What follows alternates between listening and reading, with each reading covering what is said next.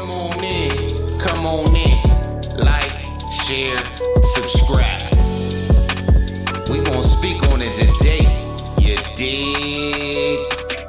Speak on it, you know where you at. It's where knowledge flow free, so sit down and relax. I said, speak on it, you know what it is. And if you're coming fugazi, then it is what it is. I said, speak on it, you know where you at. It's where knowledge flow free, so sit down and relax. I said, speak on it, you know what it is. If you're coming fugazi, then it is what it is. Come on in. What's up, everybody? You back for another episode of Speak On It. In this episode, we got the one, the only, Mr. Bring 'em downstairs. Mr. I'm in your motherfucking city, pull up. The originator of the wellness check, Mr. Brisk Cognacs. You know him, you love him, Trent St. James. And as always, you got your host, JoJo the Ryan. JoJo the Ryan's having camera issues, but he's here. You can hear him. We gonna do our thing as usual. Now, this episode is called The Miseducation of the Negro. It's a book by Carter G. Woodson. Now, if you almost 40 and you still want to gangbang, look at your neighbor and say, you miseducated. If your girl getting beat up every day and she's still with you, tell them you need educated. If you gotta buy $40 to get 2 cases of beer so your girl can look at your ball spot another day, look at your neighbor, you need education. And we right here to help those that are miseducated today. So, the first topic on this book. Now, this book is from the 1933, I believe. So the basis of this conversation is to see the lifestyle of the Negro from then to today. How different is it? How the same is it? You know, this book was written all the way back then. So I believe that the topics is pretty much consistent to what we're going through today. Now, the first talking point is the educated Negro looks down on the uneducated Negro. Now, the reason why that's a problem is because you get education in Western education mind way of thought. So if you're thinking like you're the European, you're going to look down on the uneducated Negro because the European hates the uneducated Negro.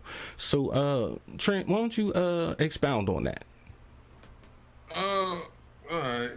All right. Yeah, Well, the Negroes or the Negroes or the Negro don't receive an education. a miseducation. You receive a miseducation. One of the biggest things that I believe is that Nearly Foolish is that you must understand racism, white supremacy, how it works, what it is and how it works. Because everything else that you think that you know about what you think that you know will only confuse you. And so what you are receiving, you are receiving a miseducation. And that's permeated not on just one field, but it's permeated in all people areas of law, of life. Law, war, counter war, sex, entertainment, through all of the 9 areas of people activity, you are receiving a miseducation.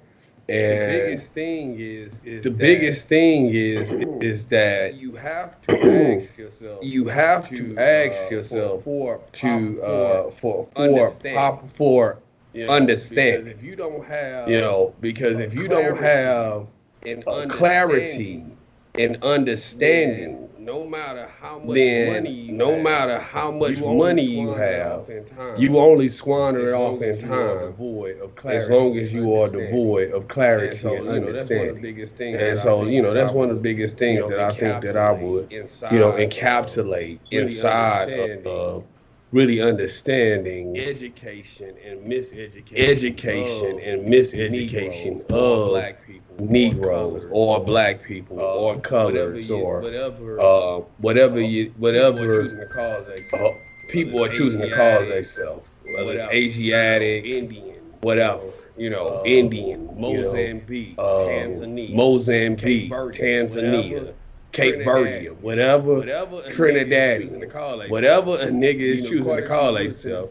You know, Carter G. Woodson essentially in 1933 was talking about the oversight that's given, that's taught to black people or people of African origin, you know. So that's a good story. Yeah, man, I think that's a good so start. What I believe that the man was speaking about when he was saying that the educated Negro looks down on the uneducated Negro is basically when you're thinking on that pattern, you're basically on some I'm better than you, on some you're embarrassing to me, on some I need to get away from you because what you're doing is not right. So basically what you teach you in school, or that the fact that your people aren't going to make it. We are not in the history books. Now, when they're telling you stuff like Egyptians were not black, when they're telling you stuff like white people built everything, and they're not telling you that you have great authors in your race, and they're not telling you that you have I'm sorry. And they're not telling you that you have anything that you can be proud of. How are you going to survive? So basically, they're basically telling you to quit before you even start. They're basically telling you, like, if you're not indoctrinated into Western culture, there is no future for you. But he also speaks on how the uneducated Negro brings more to the plate. The uneducated Negro is the most rich Negro. He's the most revered because they don't bring the thought pattern as the Europeans. So what do you think about that? Well, again, man, you miseducated. You miseducated, and the Negro in America don't receive an education. Anything that ends with an ION means that it's a system. You're not receiving an education as a black person, black man, black woman, black whoever. You're not receiving an education. You get an indoctrination, and so you're indoctrinated into systems, ways, customs that are not uniquely your own. Okay, or they say we got echo. Let's see, do we got the echo? Do we got the echo in now? How are we doing this for the echo? How are we doing this for the echo? Anyway, long story short, you're receiving an indoctrination. Inside of the indoctrination, and it's a set of expectations that don't work for you. You know, what they say, every kiss begins with K. You know, dogs is a man's best friend. You know, a woman's best friend is diamonds or whatever the hell and stuff like that. And you know, all of this is from an aspect of famine, if you will. You know, it's from an aspect of poverty and not abundance, if you will. And when you start looking at all of these things, you get taught these things and you pick up these ways as a minor, or you know, in your adolescence, you carry these things into adulthood, and you have been indoctrinated into customs, and then these customs, they don't make sense with your African roots, your African origins, or anything, because you as a black person are trying to live your life as a white person. Everything from our medical standards, when they say, okay, well, the average heart rate or the average blood pressure is 120/80. Well, the medical system was really set up and it was designed for middle-aged white men, or you know, white men in a mid 30s to early 40s, in order for them to be able to return back to war. Okay, so all of our medical standards are predicated upon white men being just well enough to return back to war. Okay, and so what we call a measure of health in the United States of America is not a measurement of health, it's a measurement of you're good enough to return back to the battlefield. Not you're healed, not you're overcome, not you're well. And so we have we have continued on in this ideal state, which has been a perversion of thoughts. It's been a perversion of things, of treating symptoms that are devoid or absent of curing the root cause. And that's what America has been. That's the way that we have been indoctrinated, and that's the way that we have been miseducated in America, man. Let me go ahead and pass it back over. All right, the book also speaks of Caucasians seeing other Caucasians in dire straits, and a Caucasian will never let another Caucasian be in dire straits without doing whatever he can to uplift that person. Now we have these educated Negroes that go to these white colleges, and then they see their black people doing bad, and they say things that they're lazy, that they need to do better, and none of that stuff is working out for them.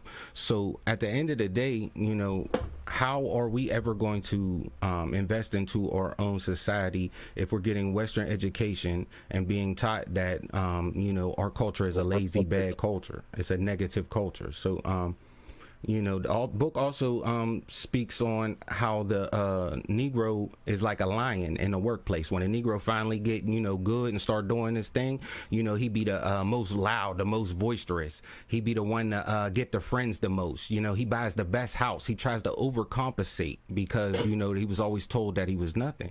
So once he overcompensates, you know, he makes the dominant society jealous, you know, and they'll do whatever it takes to bring them down.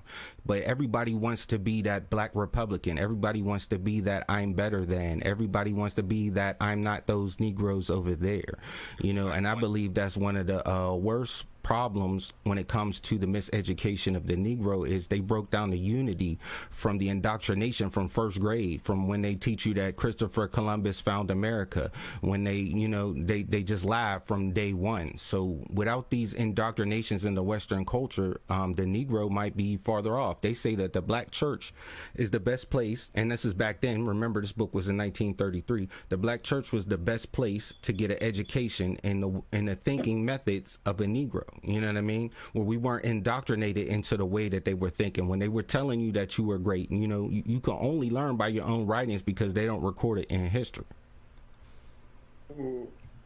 Well, listen, man, one of the things that I'll say is that, again, that's a miseducation of the Negro. I've heard that like so much over the years. And so one of the biggest things that has been done, and one of the biggest prognosticators that we have been miseducated, is just that itself. You know, many black people have said, okay, they told us Christopher Columbus discovered America, and how did he discover America? Well, I support the white people in saying Christopher Columbus did discover America, because this place in which is now called America is something that took place after the year of 1492. So he discovered America, but the thing that's overlooked is that this place had a name before it was called America. Okay, it was called Turtle Island. And the term America come from the map illustrator Amerigo Vespucci, right? Mm-hmm. So the you know, when they teach you how to think, they indoctrinate you by teaching you how to think. And one of the biggest things that the white society or the power structures that fear is an independent black thinker.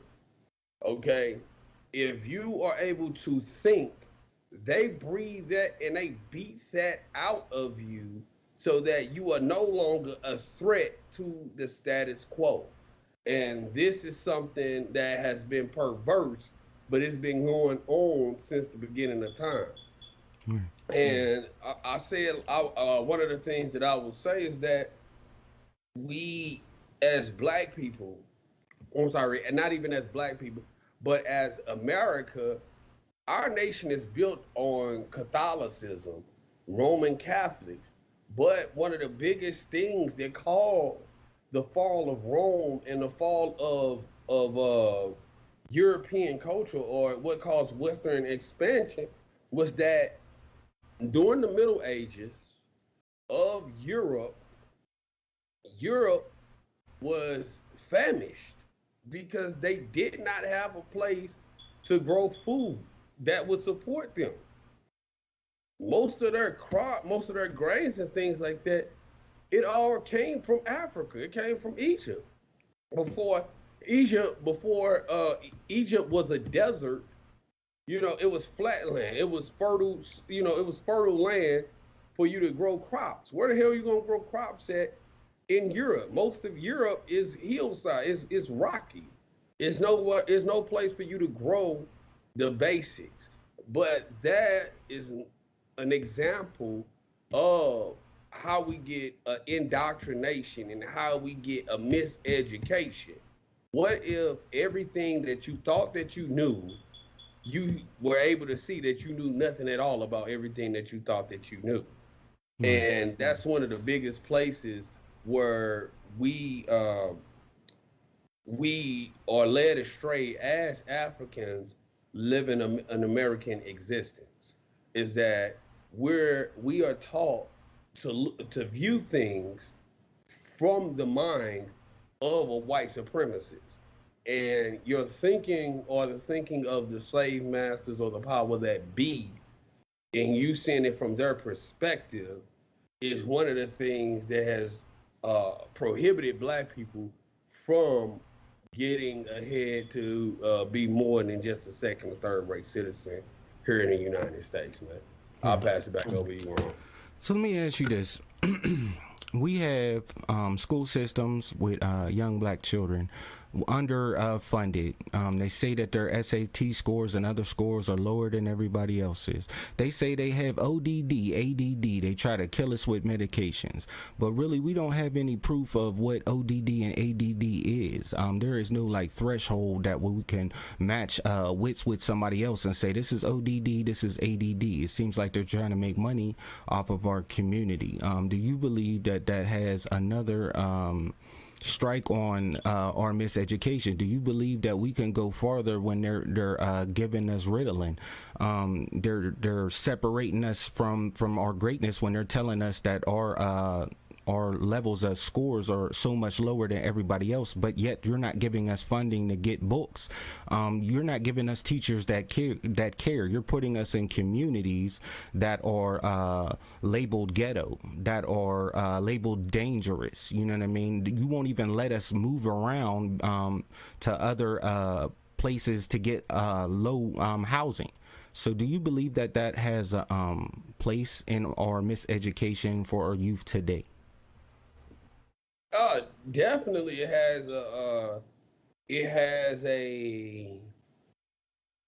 has a place. I mean, I'm gonna take my time with this if I could. Yeah, please do. And I'm gonna try to break this down to the best of my capabilities, right?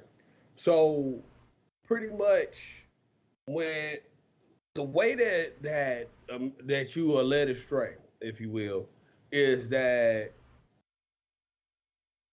you have, let me get this, let me make sure that I'm getting this right. Okay, you have all of these tests that you have African students being measured by, but yet these aren't a measure of intelligence. These are measures of codified language. And so as a black person, we just have our own culture inside of a existing culture. You can't tell a Black kid, go fetch a pail. That shit don't translate to the average Black kid. But if you told that same Black kid, go get me a bucket, he will be able to go and get you a bucket. A lot of people don't know what the hell a sofa is. What's the difference between a sofa, a love seat? As a Black person, we call it a couch. That encompasses the love seat and the sofa. It's a couch. That's it. That's all. We don't, and so when you start getting into the specification of these different languages, that is a method of confusion.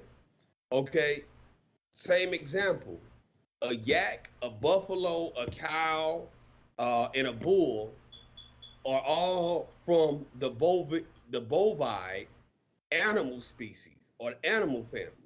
And basically, depending on what your geographics are in the world, determines what you call this animal that basically consists of the same matter and mass.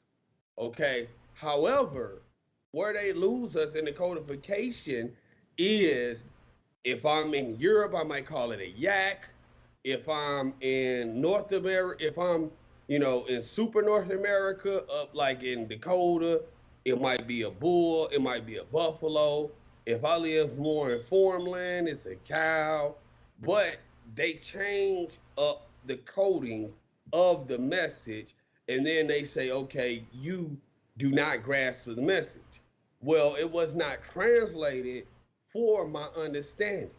And where we get lost is in the translation of the understanding of what's being said. And so when you say that it's a miseducation, of course it's a miseducation, because it was not understood why it was that this was happening. When we see Black people going to get what they call a higher education, why is it called that? Okay, you as a Black person, you are in tune with the universe. Okay, you go to get a higher education to understand, how do I relate to the world that is out there? The forest, the trees, the sky, the rain, the moon, the stars. Your understanding of these elements is morphed into what's called a higher education, which gives you a better understanding of the world out there, therefore making it be a university. University. You are getting a better understanding of the universe, therefore a higher education. A calculus, an understanding of calculus means, how do I calculate my distance to the cosmos, to the stars that align with me? Okay? You move in synchronicity with the universe.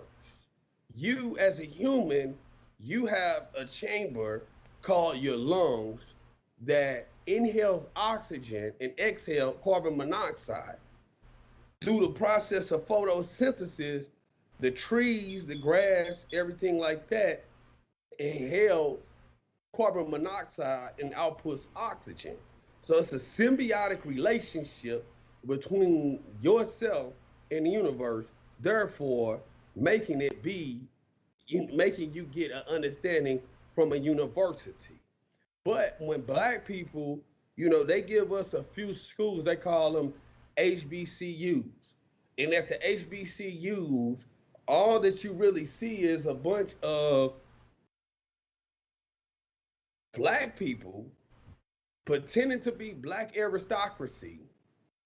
And this pseudo bullshit Black aristocracy comes in the form of fraternities and sororities. Okay? And so what they get taught at these HBCUs, you have a campus full of niggas who submerge themselves in Greek culture. And in submerging themselves in Greek culture, they get initiated into the sororities and the fraternities.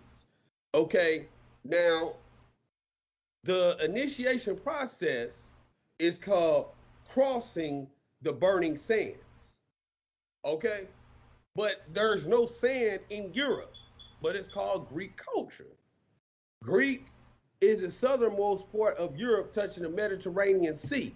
And so what you're talking about the pilgrimages, or you're talking about the casting out of Africa that had the mystery school the mystery teaching, or they call it the hieroglyphs, but they had temples throughout Egypt, which people would go to get a better understanding of the universe, a 360-degree understanding of the universe. That's why people go to school to get a degree, meaning you only know part of the whole. This is the beginning of the miseducation. You go to school to get a degree. You're learning 30%, or you're learning 1/12 of what it is that you need to know to be sufficient in anything that you are to do, right? Now, to go back to the fraternities and the sororities, okay, there were many people that were cast out of what they would write and transcribe as the African mystery school teachings. When these people were casted out of Africa, they were cast into Rome. Rome was started by two dogs named Romulus and Remus. These are the people, this is the folklore of what Rome is created after, or Greek culture, if we will. They would cross the burning sands of Egypt or of the Middle East to go into Southern Europe, because they were cast out of Africa.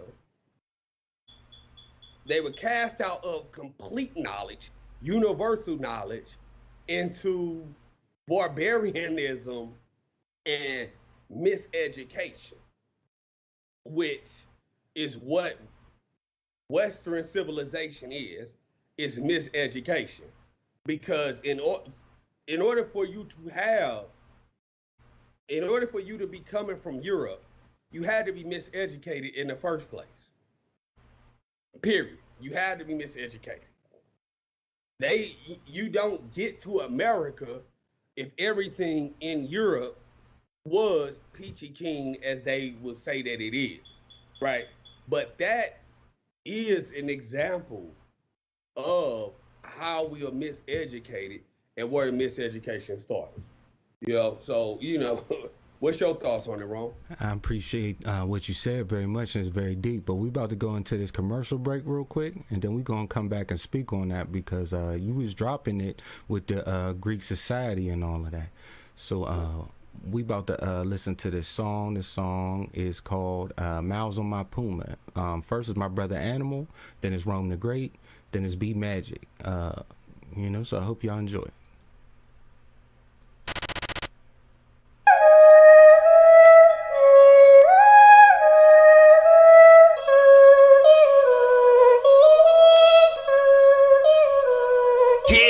I got niggas with niggas, shooters with shooters. Better watch the way you comment, I don't play on computers. I don't care about rumors going back and forth with a loser.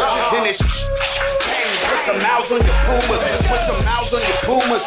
Mouths on your Pumas. Better check my reputation, how I get down with a Ruger. I'll put some mouths on your Pumas. Mouths on your Pumas. You better watch the way you comment, I don't play on computers. I'm not one of them niggas, play with me if you wanna. If I can't get to you, my brother, making sure you a goner. If I have to sick him on you, then you need a blood donor. It's hard to get rid of him, just like the smell of aroma.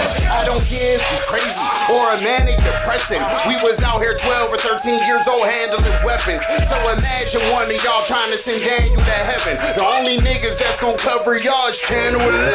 You can either bow down or wear a vest while you crawl. Eating short through a tube, be your daily regimen, dog. We rolling deep with them sticks. We don't fuck with revolvers. Mac got a speech impediment, a stuttering problem. That means Gigi get back before you Gigi get clapped. You Ninja Turtle ass niggas, I don't follow no rap. If you a bitch ass nigga, better stay in your place. Don't say nothing on the net that you wouldn't say to my face. I got niggas with niggas, Shooters and shooters, better watch the way you comment. I don't play on computers. I don't care about rumors going back and forth with a loser. Then it's bang, put some mouths on your pumas. Put some mouths on your pumas.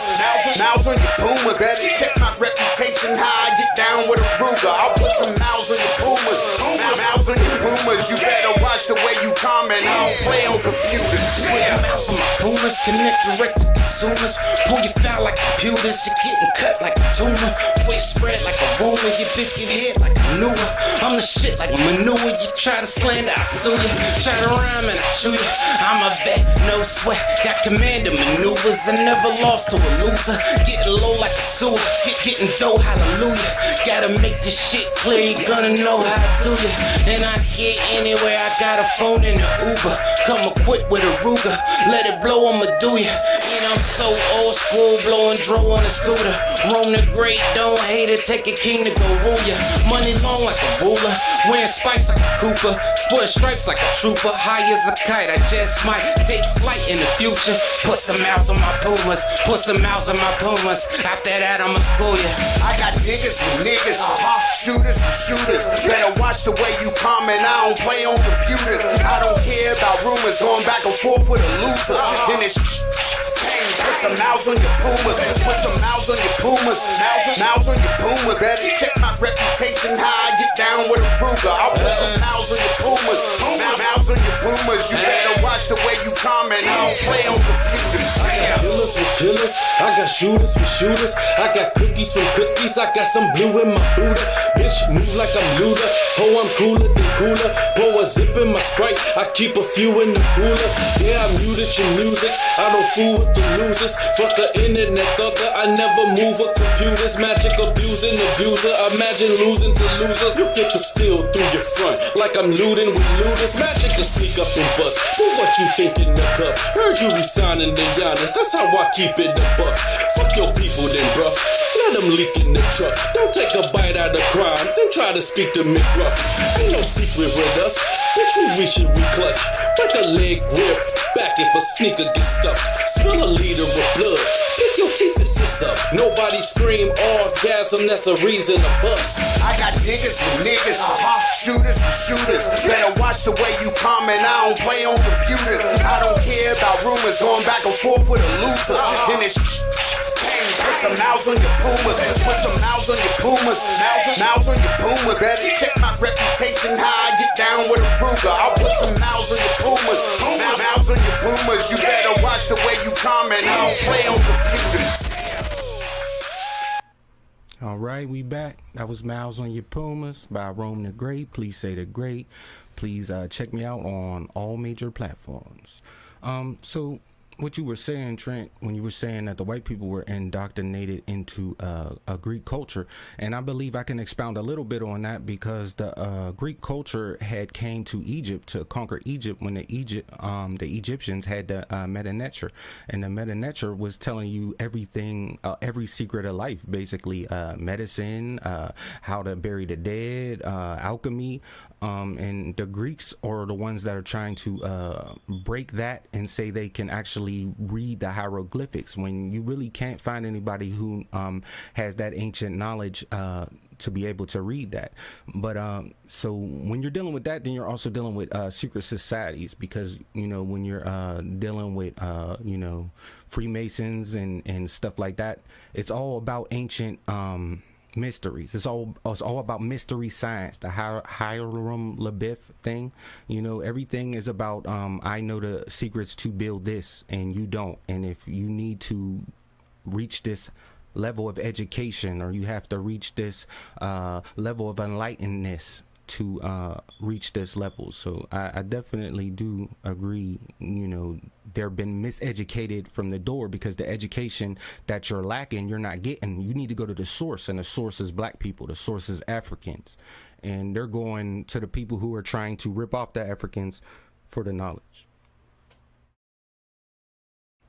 But let me ask you this. The thing that irritates me the most, you know, about this miseducation of Negro thing, it's not even about the book. you know, we got this culture, and I speak about it a lot on my show. I speak about this culture. We got this culture that tells us that we have to be the toughest guy in the room. We have to be the most ignorant. If somebody says something foolish to us, we need to do something more foolish, and we praise each other for that. But yet, you know, you see the people who are doing this, they're not getting money. You know what I mean? They're living in deplorable conditions. Their life never raises, but yet this is the education that we teach, and this is like a sub-education, you know, that's underneath the reading, writing, and arithmetic, you know. So my main goal is to find a way to break this teaching, this miseducation, this gutter culture that they try to give us. But you know, if you sit and listen to the kids nowadays, the kids don't think learning is cool. Black kids think education is lame, and they say stuff like, we ain't trying to hear that bullshit, Sharif, when, you know, the stuff that we're trying to tell you can benefit your life immensely. You know, what would be something that you can think of that would actually help, you know, break this curse of culture, this curse of miseducation on that level?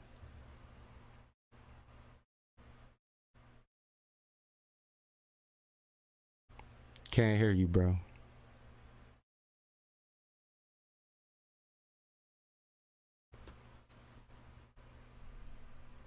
All right, can you hear me now? Yep, you good. Go ahead. Okay. Well, first off, we have to admit that the public education system has failed us. The public education system was set up for the industrial revolution. Nowadays, we live in the 21st century with Generation Z, and everything is technology based. So our education system is 75 years behind where we are today. The next thing is that there needs to be an independent curriculum that is separate from the public school agenda that's put in place specifically for Black children with Black needs and Black problems.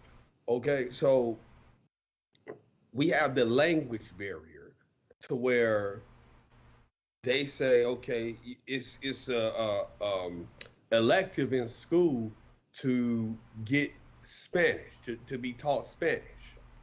It's an elective in school to be taught Italian, to be taught Greek, to be taught Mandarin, and all of these different languages. You know, when you learn Spanish, then they say that you're bilingual.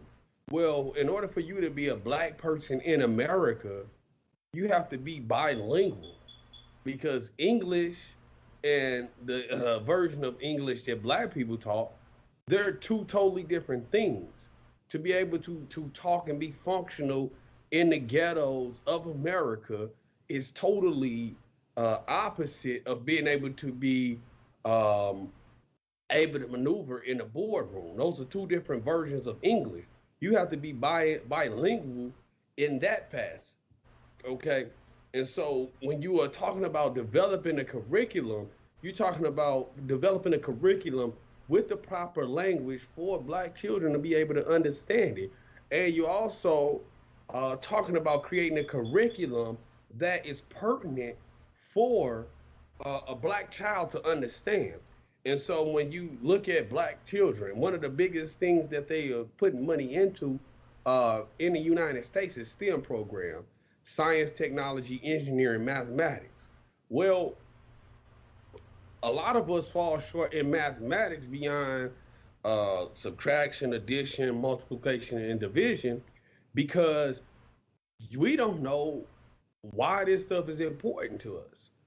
But if you were to teach a Black child or a Black person or anybody that, listen, algebra is important because algebra is the language of life. It's the language of growing, and it's the language of understanding. Most of us use algebra on a daily basis.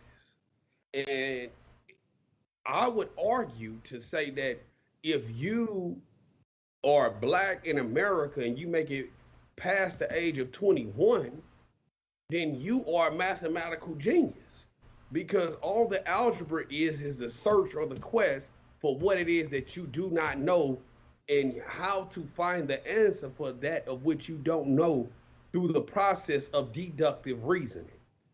Or to make it, or to put it in a black colloquialism, you have to go and find a nigga's angle. You have to be, or to use a DJ Tyson word, you got to be able to peep game. That is the science of algebra right there. Look, I peep game. Meaning, I can use deductive reasoning to tell you why what this person is saying can't be true based on what I know to be true. The science of trigonometry is this tree is 100 feet tall. How at 12 o'clock, how long does the sun cast a shadow on this tree? Well, you're still using the principles of algebra to be able to calculate this. Or another, thing that's important in trigonometry is, hey, if I turn on this water faucet, how long does it take to fill up this swimming pool?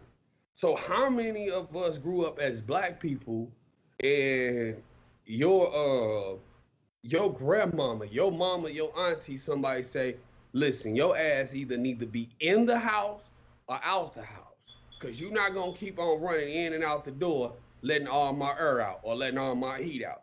Most of us as black people have heard that.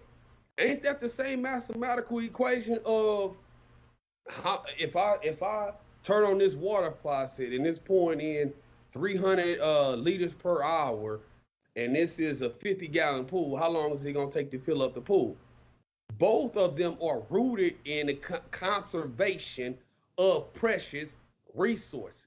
It's just that trigonometry as an art is geared one way, and your black, the way that a black mind is geared, you may not be able to process it in those terms because those terms don't specifically talk to you in your situation. And so when they say that I don't want to hear that bullshit, Sharif, actually the kids, or that's a young person who has not yet reached their maturity, saying the information that these people are giving to me is not something that I can necessarily relate to because it's not pertinent to my life and what it is. And it goes back to my original argument of language. Hey, me finding out how long it takes for a water faucet to fill a swimming pool, that's not pertinent to my everyday existence as a black person, because, coming up, things are a little bit different now. How many black people grew up with a swimming pool? It's not pertinent to you.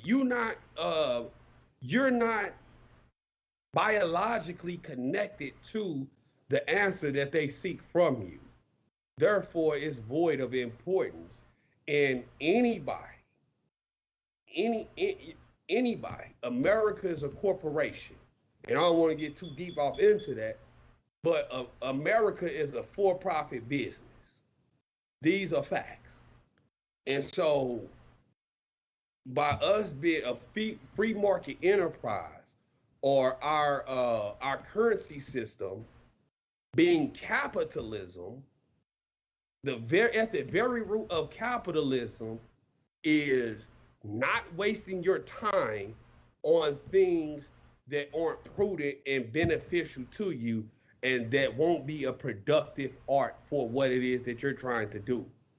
There's no corporation in the United States that pours precious resources into something that's unfruitful for them on a year in, year out basis.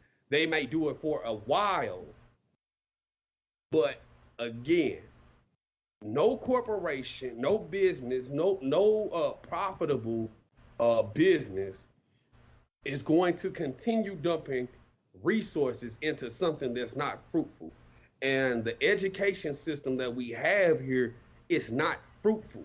So when you cannot hold the attention of a black mind, it's because you cannot connect with the material that is being expected to be learned. And hopefully that answers your question. Right, but let me ask you. Let me ask you this on resources. So you have a person who's Caucasian that went to college at Boston University, right? Then you have a person of color that went to Boston University. Now they have the two of the same educations, right? So you're talking about white constructs when it comes to these Fortune 500 companies. They're not ran by black folks. So my point is why are they going to hire the African American unless they make them? Due to certain programs that are going to make you hire that African American, because we just spoke about how the Caucasian is only going to help the Caucasian when he sees the Caucasian in dire straits, and this is what we don't do it as black people. So at the end of the day, our black people have to procure resources and capital to procure businesses so we can take care of our own like everybody else takes care of our own. Do you believe that that's a problem, or do you believe that's not a problem? Well, I gotta take it back a little bit, bro. When you're talking about the black person that graduated from Boston University, well, that person is going to be competitive to the white person because the construct of America, it really does not fit you once you get to that point.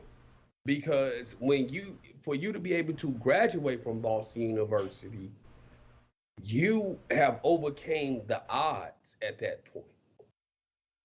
There have been obstacles, gargantuan obstacles, if you will, that were placed in your path to prevent you from being able to obtain that degree. Once you have overcame those obstacles, no, you may not be able to get the same things afforded to you as that same white boy that graduated from that university. As far as, okay, if you go into the workforce and both of you guys have a degree in biochemistry, molecular biology, and chemical engineering, then you are going to be able to get a job at the same corporation that the white guy gets a job at, because that skill set is needed out here in abundance in the world, and you were one of the few to overcome the obstacles. The problem is going to be that once he gets in there, he is going to work there for 6 months, and then he's going to become an executive manager or a mid-level manager, when you're going to have to work there for 5 years, prove yourself before you get to be an assistant manager, and you constantly in the process of proving yourself. But the system is not designed, the system affects you less there, because as a black person, there were so many different things that were put in your path that you had to overcome to even get there, that you did not become a statistic. And to say it more plainly, or as a term that I coined, breaking the shit down on a GED level, it was a time in my life when I was, selling dope. And, you don't expect to hear, prophecy coming from like crazy ass white dudes. But it was a crazy ass, crazy ass white dude, like real hip, kind of stoner dude. And he said, he broke it down to me, and it was profound like this. Listen, you have to be careful moving that shit across the border, getting past border patrol, because when you out here drug smuggling, you got to get lucky every single time you come past border patrol. But the border patrol only has to get lucky once. And that's the difference between the white person and the black person in America, is that when you get to that level of having that degree at Boston University, man, you had to get lucky every single time to get there. the white boy only had to get one thing right to get there because he had access to the resources. But to put something on a grad school level, if you will, he had an upbringing with something that we call fault tolerance to be able to allow him to make many mistakes and still get to where it is that he's ultimately supposed to be in life. And as Black people, we don't have built-in fault tolerance for our journeys in life. You have to get this shit right. As a Black man, you got to be able to dodge the cops, the undercovers, the police. You got baby mama drama, not knocking up the wrong bitch. No child support. Shit, you got to be able to your teachers hate you. You don't got the right resources. Old, outdated books. You don't have the high quality teachers in your schools to be able to teach you how to do things, and you don't really have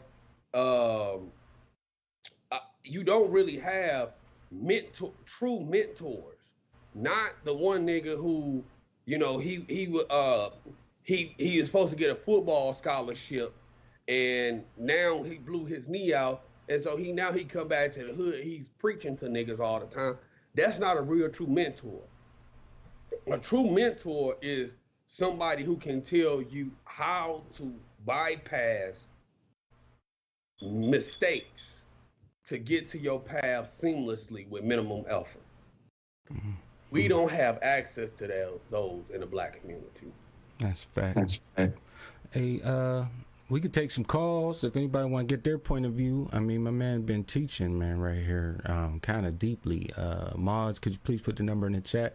If not, we'll just keep moving along if nobody has an opinion. But so we also, like I said before about resources, we also lack the ability to come back and put money into our own institutions. It's not that we lack or we can't, we just don't. We get an education, we get a better job, we start living like the Joneses, and we never come back to the so-called ghetto, because that's a place that gives us nightmares, and it's a place of atrocities, and we're trying to get out of there. We're trying to move with as many white people as possible, you know what I mean? But by us doing that, we don't make the sacrifices that are necessary to build up our community. Like our people will never be better if we have a few that just make it an escape, like an escape convict or escape slave. They run out, but we never have nobody to come back for the others. You know what I mean? We're always looking down at the others like they're this, they're that, and we don't want to be them. But we have to uplift and build. We need to put money in Black businesses. We need money to circulate in the Black community, and we need to fall along in line and do what everybody else does. You know what I mean? But we're so stuck on these thoughts that we need to be better than those people over there. So I mean, I just really don't understand a path forward until we can come together as a community. And we're also taught to love Hebrews and hate Africans. Why do we hate our African roots so much? I also believe that Pan-Africanism would be a great thought and a great place of unity for the Black person of America, because there's people in other countries that are considered Black that you wouldn't consider Black. Like anybody with African descent is considered a Pan-African. Your Dominicans are Pan-Africans, your Brazilians are Pan-Africans. I mean, there's Mexicans that's Pan-Africans, because slavery happened in a whole lot of places other than America. That's what a lot of people don't get. So if we have an idea with everybody who has roots to trace to Africa, and we unite on that force, then imagine what we can get done instead of hating on this sector of people. But I don't know what's your opinion of Pan-Africanism. My opinion of Pan-Africanism is, I personally, I don't support it, because I'm a nigga from St. Louis, man. I'm from Adelaide and Condy. You know what I'm saying? 1905 East 1, by way of Jennings, Missouri. You know what I mean? And so the term Pan-Africanism means going back to Africa. Shit, all I know, man, is I know the north side of St. Louis and I know Jennings. I don't know Africa to go back there. You know, I'm 91% Nigerian, but that was shit a long time ago. And so my home country is America. And by me being a Black American, you know, my ancestry traces to America. We weren't immigrated here. When you dealing with white folks can say, okay, I'm Sicilian. Hey, I'm part Italian. I'm Dutch. I'm from Czech. You know, I'm from the Czech Republic. I'm Asian. I'm this. I'm that. Because they can trace their family history back to overseas. As Black people, we could trace our history back to Big Mom. That's what we called them when I was growing up. It's Big Mom. You know, so my culture, I can't tell you what they ate over in Africa. When I go to, you know, African spots and I see how they cook their food, it's not appetizing to me. But when I go with Big Mama house and she got some greens and some sweet potatoes and some sweet potato pie and all that, you know, then that's what I connect with or what have you. So as far as, you know, the Back to Africa movement, you know, I feel like Marcus Garvey and those guys, they tried that, they burned down the ships. And Africa does not want us. That's the way that I personally feel. When you deal with Africans, ones that really come from the diaspora, they interface with Black Americans as though we are beneath them. But the reality of it is that you have this snootiness between continental Africans or first generation African American towards us, but it's like, man, fuck y'all motherfuckers didn't come back for us. You know, shit. Listen, we've been over here in America. You motherfuckers ain't sent a plane. Y'all ain't sent a boat. You motherfuckers ain't sent a drone. They ain't sent a canoe. They ain't seeing shit. You know, fuck Africa. That's just the way that I feel personally, bro. You know, but I'll leave it back. I'll leave it up to you, big dog. Yeah, so basically, you know, this whole conversation was about, you know, a man in the 1933 opinion on educated Negroes treating uneducated Negroes like second-class citizens and indoctrinating their mind in the Western European thought.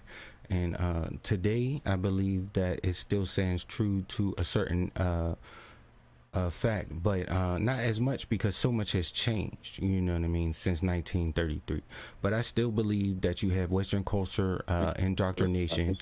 I still believe that, you know what I mean, that you're not helpful to your own race until you start thinking like we're all on the same level, that we need to go no man left behind type tip, you know, that we got to go back and save those that are less fortunate and not say Republican talking points like these people are lazy, because if you're saying these people are lazy, you're saying the race that you come from are lazy. And I believe that if you look at history, that we're far from lazy. We're hardworking, good-hearted people, you know what I mean? So I would say that a lot is the same and a lot has changed due to technology, like you had said. But, you know, we're hitting our 1 hour mark. I would like to thank our guests. Trent is one of our best scholars.